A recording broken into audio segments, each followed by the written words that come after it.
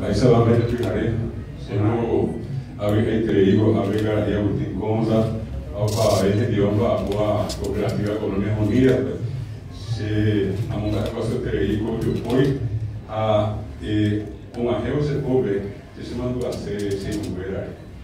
Vi uma nova árvore, por Pedro Molinês, a sua Vitória, muito bem, de Iguaçu. Estaba repitiendo una cosa del lenguaje cultural guaraní, aquella que era Ronald Dice.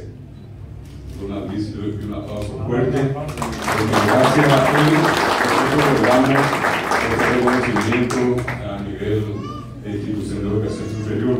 Ahí se mandó a hacer de los artistas, los trabajadores culturales, normalmente no tienen ningún tipo de asistencia del Estado.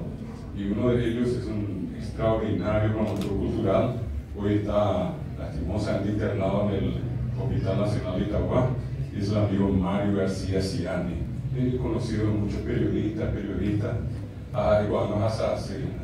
Acuérdame, se explico yo voy a una soltería. Quiero mencionarles que este es un reconocimiento para nosotros institucional. El Ateneo en 30 años, 33 años va a cumplir ahora, formó a 25.000 profesores para el Estado paraguayo sin haberle costado un solo guaraní al Paraguay.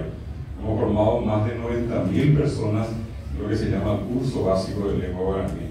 Y así como eso, hemos desarrollado muchas actividades por un mecanismo muy parecido a de las cooperativas, que es la autogestión.